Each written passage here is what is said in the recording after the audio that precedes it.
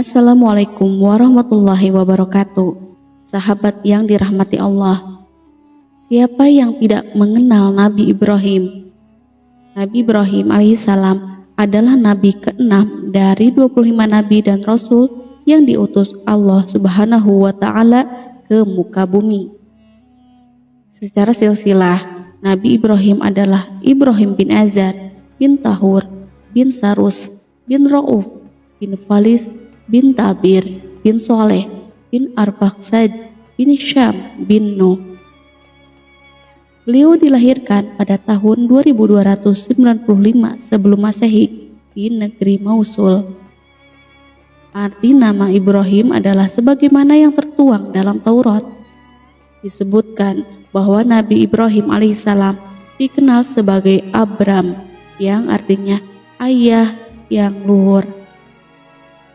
Sebagian lain berpendapat bahwa nama Ibrahim berasal dari Ab, Rob, dan Ham, yang berarti ayah. Maka kata Ibrahim berarti ayah bagi sebagian besar manusia atau menjadi pemimpin bagi sebagian besar manusia di dunia. Sebagai seorang rasul, tugas Nabi Ibrahim alaihissalam sangatlah berat. Ia dilahirkan di tengah masyarakat jahiliyah yang menyembah berhala dan tinggal pada masa kerajaan Babilonia yang dikuasai oleh Raja Namrud. Dikisahkan dalam buku dakwah Bil Qalam oleh Muhammad Mufid, tantangan dakwah pertama Nabi Ibrahim alaihissalam berasal dari ayahandanya sendiri, yaitu Azar, yang berprofesi sebagai pembuat berhala. Namun Allah Subhanahu wa Ta'ala menganugerahkan mukjizat kepada Nabi Ibrahim alaihissalam berupa pemikiran yang cerdas dan kritis. Ia menyadari bahwa berhala yang dianggap Tuhan sama halnya seperti batu yang tidak mampu bicara, tidak bisa menolong, dan tidak bisa dimintai pertolongan. Nabi Ibrahim alaihissalam berusaha menyadarkan kaum yang menyembah berhala, termasuk ayahnya sendiri.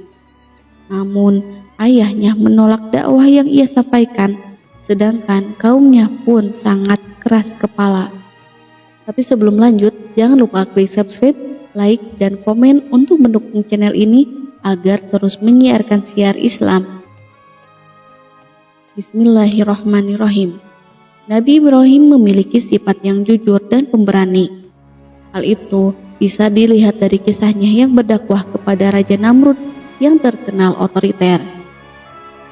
Nabi Ibrahim dengan keyakinan kebenaran akan wahyu ilahi, ia mendakwahi Raja Namrud untuk beriman kepada Allah Subhanahu wa Ta'ala dan meninggalkan berhala yang disembahnya.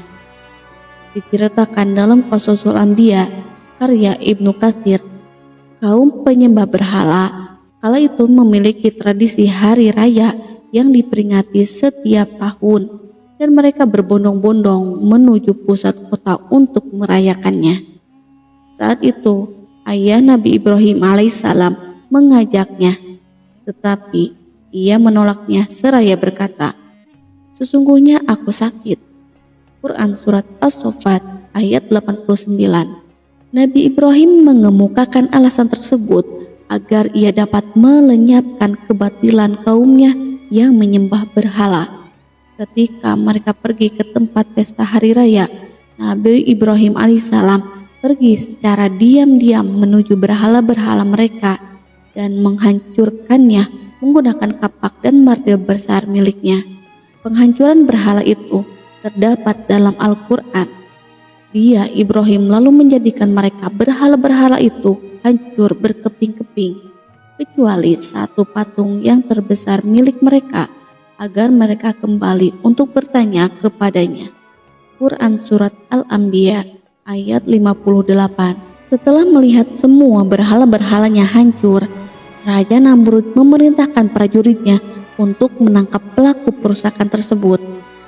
Nabi Ibrahim pun diajukan dalam persidangan. Dalam persidangan tersebut terjadilah percakapan.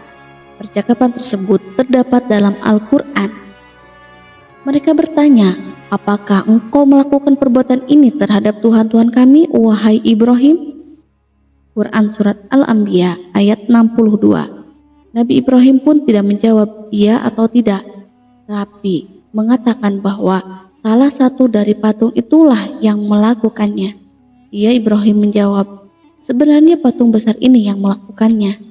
Tanyakanlah kepada mereka patung-patung lainnya jika mereka dapat berbicara. Quran Surat Al-Anbiya ayat 63. Seorang hakim berkata, engkaulah tahu bahwa si patung-patung itu tidak dapat bicara dan berkata, mengapa engkau minta kami bertanya kepadanya?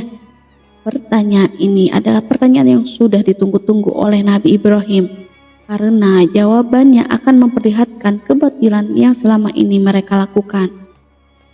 Nabi Ibrahim pun menjawab pertanyaan hakim tersebut. Jika demikian halnya, mengapa kamu sembah patung-patung itu yang tidak dapat berkata, tidak dapat melihat, tidak dapat mendengar, tidak dapat membawa manfaat ataupun menolak mahdorot, bahkan tidak dapat menolong dirinya dari kehancuran dan kebinasaan? Tidak dapatkah kamu berpikir dengan akal yang sehat bahwa persembahan yang kau lakukan adalah perbuatan yang keliru yang hanya dipahami oleh setan? Mengapa kamu tidak menyembah Tuhan yang menciptakan kamu, menciptakan alam sekeliling kamu, dan menguasakan kamu di atas bumi dengan segala isi dan kekayaannya? Walaupun dalam perdebatan kalah, Raja Namrud dan prajuritnya tetap menghukum Nabi Ibrahim karena terbukti sudah melakukan perusakan. Nabi Ibrahim harus dibakar hidup-hidup. Mereka kemudian mengumpulkan berbagai jenis kayu dari semua tempat yang bisa mereka dapatkan. Lalu mereka mengarah ke sebuah tanah lapang yang keras dan meletakkan kayu bakarnya di sana. Kemudian mereka membakarnya hingga api berkobar-kobar dan membumbung tinggi. Belum pernah terlihat pempandangan api yang seperti itu sebelumnya. Panasnya memancar hingga puluhan meter ke area sekitar. Setelah itu, mereka meletakkan Nabi Ibrahim alaihissalam dalam manjanik, sejenis pelontar batu untuk perang kuno. Mereka mengikat Nabi Ibrahim dengan meletakkan di belakang pundak. Selain itu, mereka juga menanggalkan seluruh pakaian Nabi Ibrahim hingga beliau dalam keadaan telanjang tanpa sehelai kain pun. Lalu mereka lemparkan ke dalam kobaran api. Raja Namrud pun bersama para pembesar kerajaannya tertawa gembira melihat hal tersebut. Mereka mengira Nabi Ibrahim akan habis terbakar. Namun kenyataannya Nabi Ibrahim tidak terbakar oleh api. Yang terbakar adalah tali-tali yang mengikatnya. Api itu pun lenyap panasnya dan tinggal cahaya saja. Nabi Ibrahim pun selamat dari kematian karena api tersebut menjadi dingin. Setelah beberapa hari, api pun padam dan Nabi Ibrahim keluar dari api unggun yang kayunya itu telah hangus. Ketika api itu padam, penduduk Babilonia dibuat terkejut ketika melihat Nabi Ibrahim keluar dari api dalam keadaan selamat. Mereka merasa heran dan takjub. Mereka tidak menyangka Nabi Ibrahim masih hidup, sedangkan api yang membakarnya sangat besar. Wajah Nabi Ibrahim berseri-seri dan tampak diliputi dengan cahaya kebesaran. Beliau tidak tersentuh api sedikit pun. Api yang sesungguhnya memiliki sifat yang panas dan membakar, tapi Allah mengubahnya menjadi sejuk dan menyelamatkan. Hal itu terjadi karena kuasa Allah. Api yang dinyalakan Raja Namrud untuk Ibrahim menjadi dingin karena perintah Allah, dan mereka hendak berbuat jahat terhadap Ibrahim. Maka kami menjadikan mereka itu orang-orang yang paling rugi. Hal itu sesuai dengan firman Allah Subhanahu wa Ta'ala. Mereka berkata, bakarlah dia dan bantulah Tuhan-Tuhan kamu jika kamu benar-benar hendak berbuat. Kami Allah berfirman, wahai api, jadilah kamu dingin dan penyelamat bagi Ibrahim. Dan mereka hendak berbuat jahat terhadap Ibrahim, maka kami menjadikan mereka itu orang-orang yang paling rugi. Dan kami selamatkan dia, Ibrahim, dan Lut ke suatu negeri yang telah kami berkahi untuk seluruh alam. Quran Surat Al-Anbiya ayat 68-71. Allah memiliki kuasa atas segalanya, dan hal itu sudah jelas dan telah ada dalam kitab suci Al-Quran. Sesungguhnya ketetapannya, jika dia menghadapi sesuatu, dia hanya berkata kepadanya, jadilah, maka jadilah sesuatu itu. Quran Surat Yasin ayat 82. Selain itu, Nabi Ibrahim juga memiliki keyakinan bahwa Allah akan menyelamatkan dan melindunginya. Pada saat Nabi Ibrahim alaihissalam dilemparkan ke dalam kobaran api, Nabi Ibrahim pun menjawab, "Aku tidak memerlukan apapun darimu. Aku hanya memerlukan pertolongan Allah." Nabi Ibrahim berdoa dengan hasbunallah wa ni'mal wakil. Hal tersebut sesuai dengan hadis Nabi dari Ibnu Abbas. Hasbunallah wa ni'mal wakil diucapkan oleh Nabi Ibrahim ketika dilempar ke dalam api, dan juga Nabi Muhammad SAW sewaktu mendengar orang-orang itu sungguh telah menghimpun tentara untuk memerangimu. Hadis riwayat Bukhari. Nabi Ibrahim yang tak terbakar oleh api ternyata bisa dijelaskan dengan penjelasan ilmiah. Api dan panas adalah bentuk energi yang dampaknya dihasilkan oleh akselerasi vibrasi molekul yang akseleratif. Kalau dalam teori fisika baru, kesadaran manusia bisa mempengaruhi materi. Fisikawan Jack Sarafati berpendapat bahwa perilaku acak partikel-partikel dalam gerak Brown dapat dipengaruhi oleh aktivitas manusia atas kemauannya sendiri. Kesadaran dapat menghasilkan sebuah medan biogravitasi yang dapat berinteraksi dan mengubah medan gravitasi pengendali materi.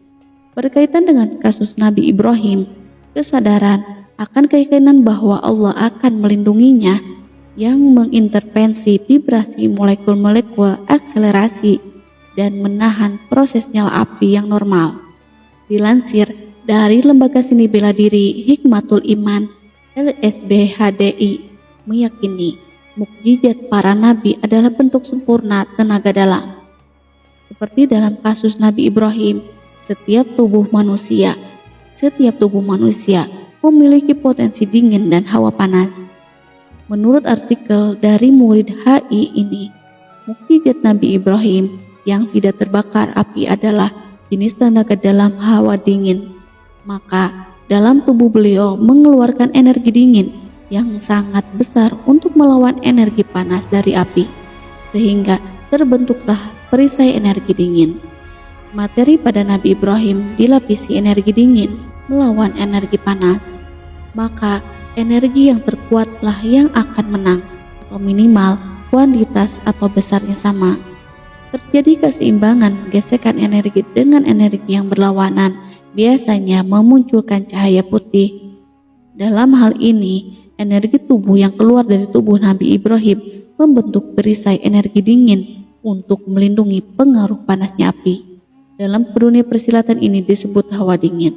Namun, di balik semua penjelasan ilmiah di atas, seorang muslim tentunya harus meyakini bahwa peristiwa Nabi Ibrahim alaihissalam yang selamat dari kobaran api merupakan salah satu mukjizat yang menunjukkan kebesaran Allah Subhanahu wa Ta'ala, bentuk intervensi langsung dari Allah Subhanahu wa Ta'ala yang melampaui hukum alam, sehingga tidak dapat dijelaskan melalui penjelasan ilmiah konvensional.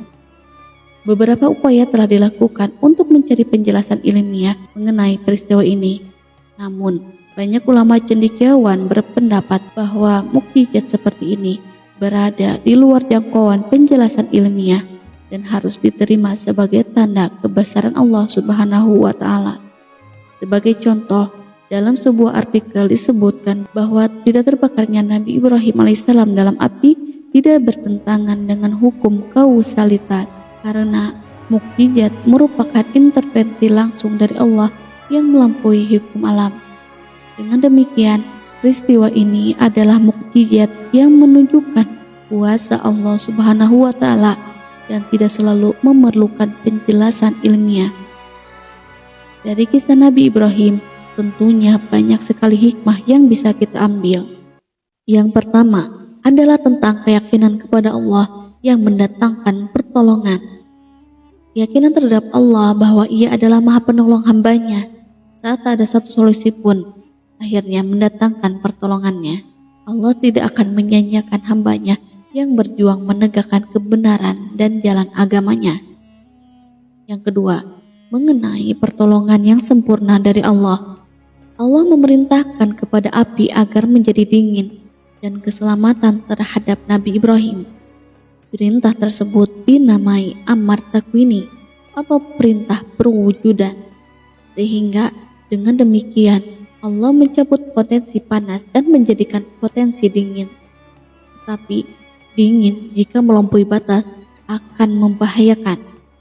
Makanya perintah dingin tersebut dibarengi dengan keselamatan Nabi Ibrahim. Ketiga, kita dapat melihat kekuasaan Allah hanya dengan kun fayakun. Maka semuanya terjadi sesuai kehendak Allah. Nabi Ibrahim selamat. Sahabat beriman yang dirahmati Allah. Itulah kisah Nabi Ibrahim yang tidak terbakar api ketika Raja Namrud memerintahkan untuk membakarnya. Dari kisah ini, banyak sekali hal yang bisa dijadikan pembelajaran, seperti tentang kekuasaan Allah dan keyakinan seorang hamba yang akhirnya berbuah pertolongan. Semoga kita memiliki karakter seperti Nabi Ibrahim yang memiliki keyakinan kuat terhadap Allah hingga akhir hayat. Wallahu a'lam bishawab.